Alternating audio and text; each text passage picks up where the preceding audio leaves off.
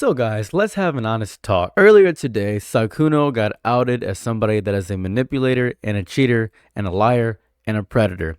All four of those statements are true. They're so true that he admitted to them in a video on YouTube. He admitted to all these things, and I'm going to show you that video right now. Why? Why didn't you just break off the relationship then? Because a combination of remembering how it was, some part of me hoping it would go back to that, and Well, obviously it's not going to go back to that if you're actively cheating on her. It's only going to get worse. I think that's really on you, bud.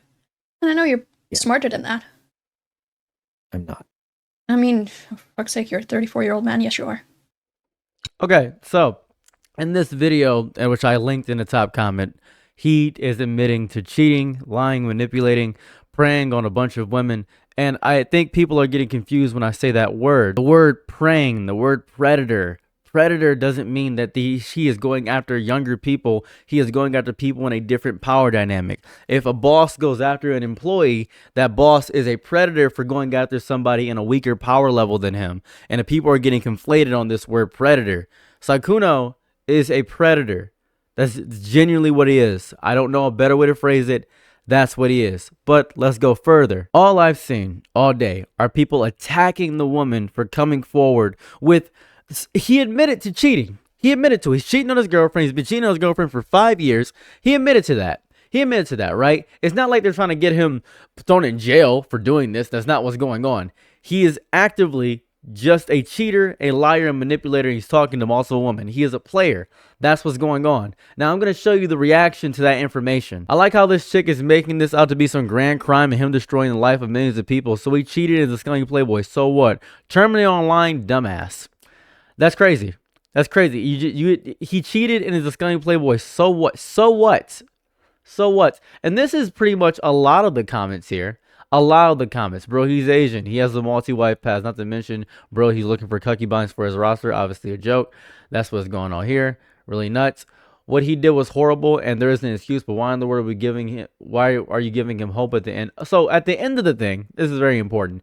She gave him hope for his second chance. And I want to talk about that for a second. Let me show you what she said. That's it. Like, What's it? probably never talking again. You and me? Yes. What? Why?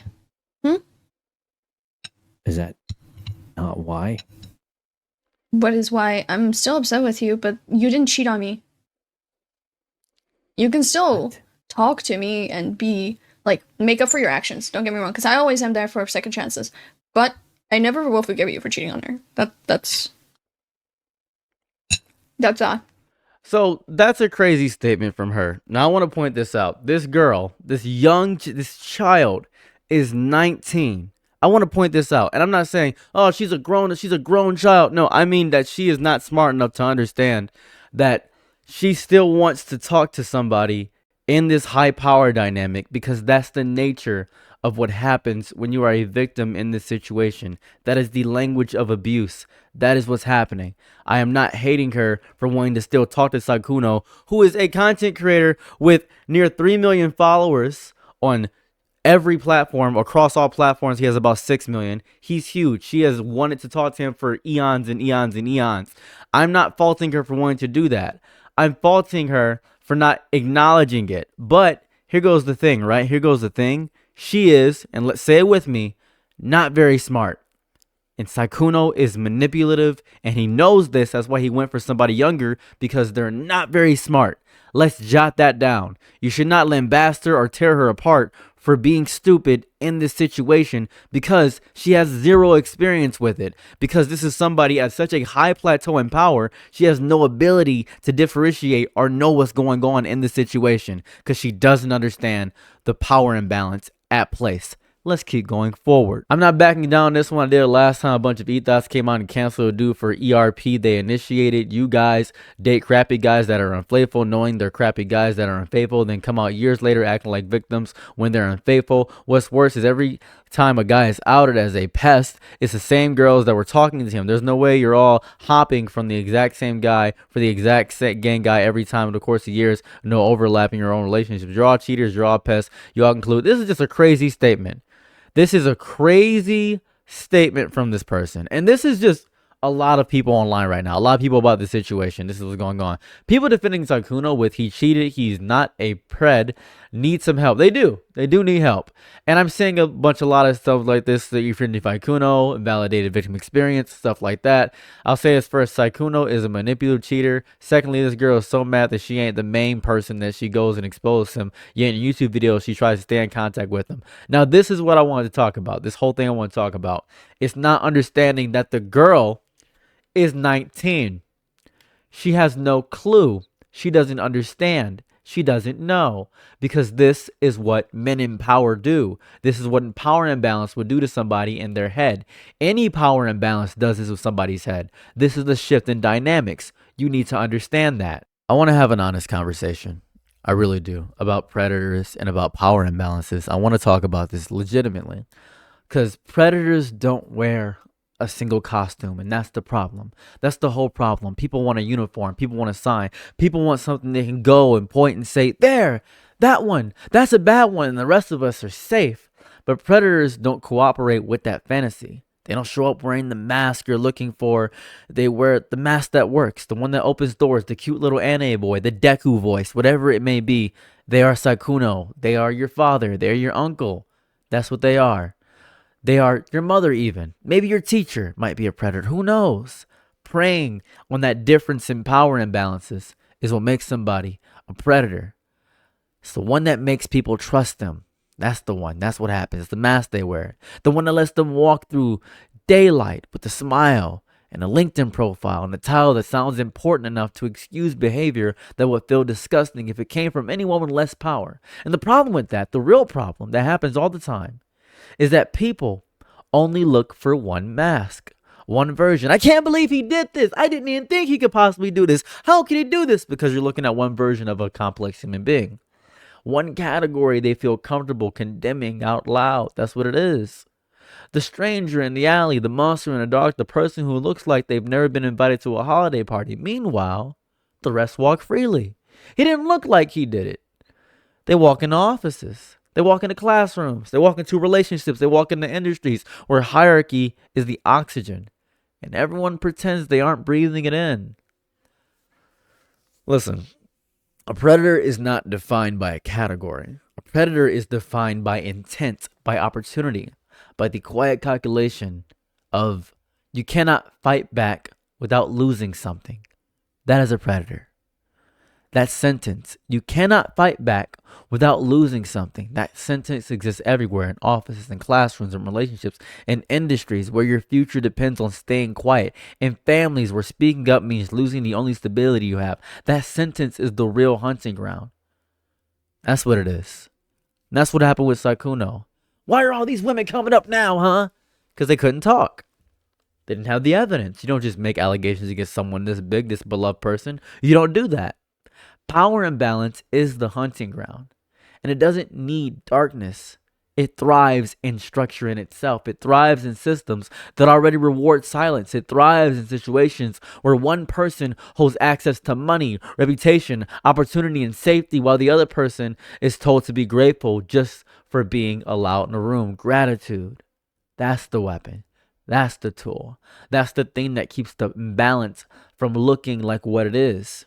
A boss who corners an employee emotionally or victory. A mentor who slowly reshapes boundaries until they no longer exist. A person who, with status, who leans on something with less until they fold. That's what it is.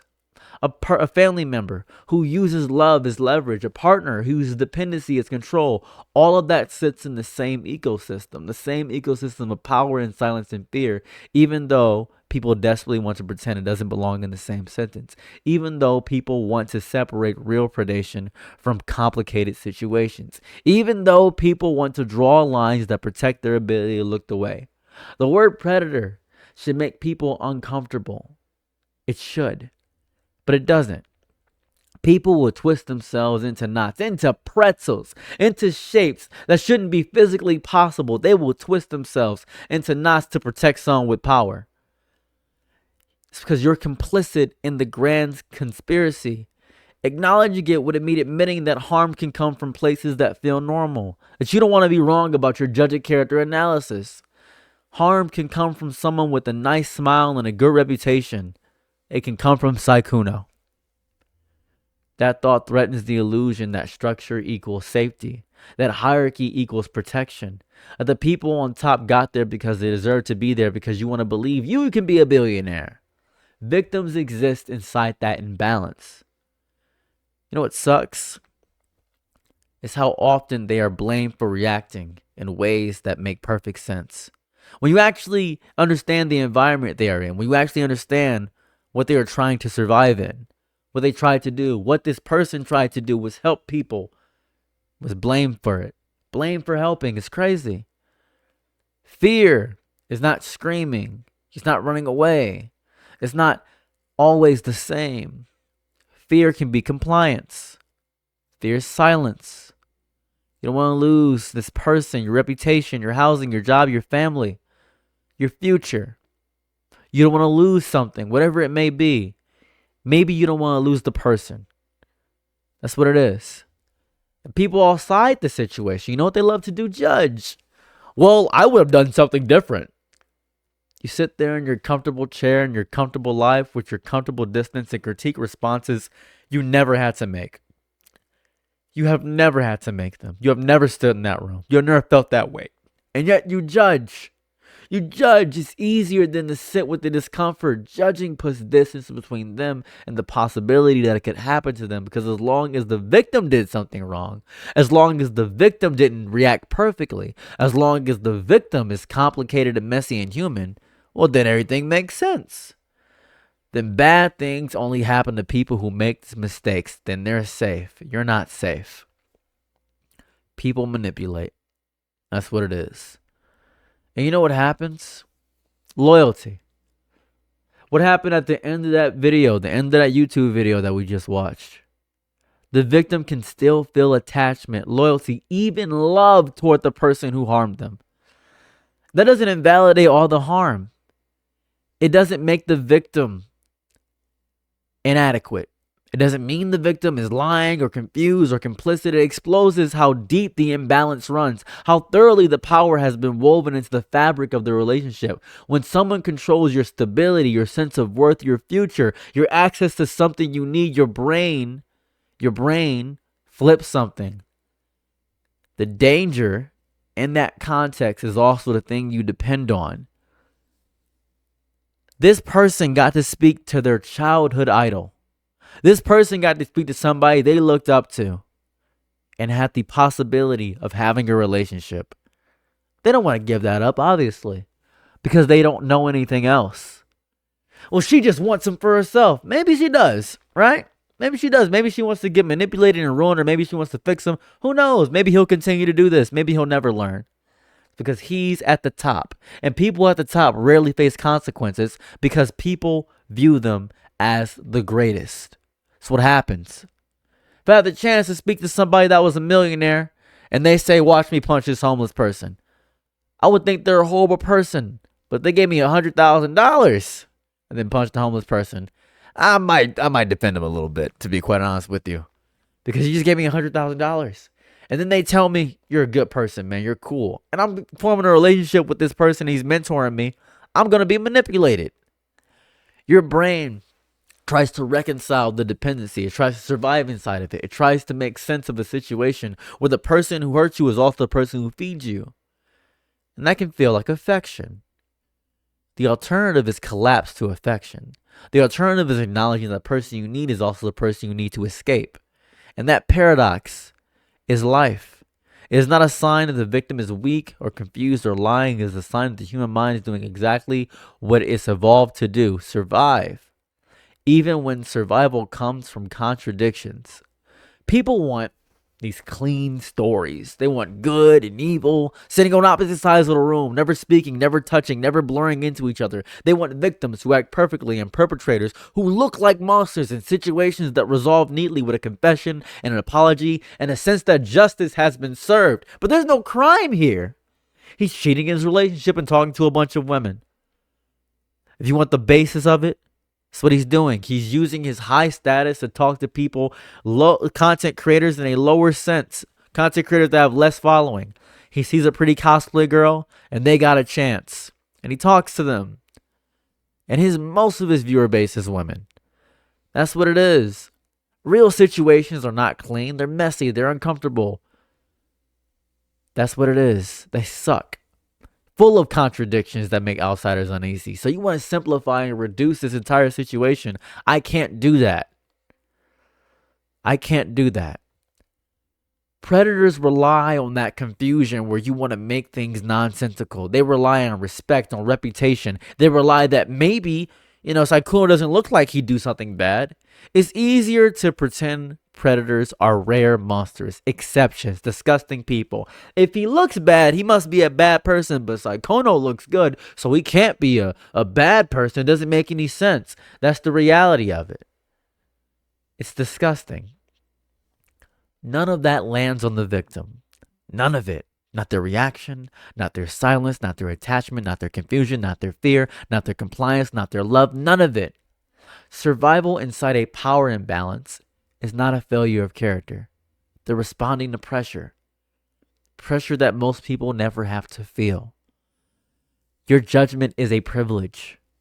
And I'm sickened by the response that is happening. I am grossed out and disgusted by it. I hate this. I really do. I want you to really think about this for a second. I really want you to think about this. I want you to have an honest conversation with yourself about the reality of the situation that's happening right now. A woman just came forward that she was manipulated. She didn't know that the person she was talking to was in a relationship. So she was enabling a cheater accidentally. She got to speak to somebody who she's wanted to speak to, who she thought she didn't have a shot with. And she was in love with this person. Genuinely.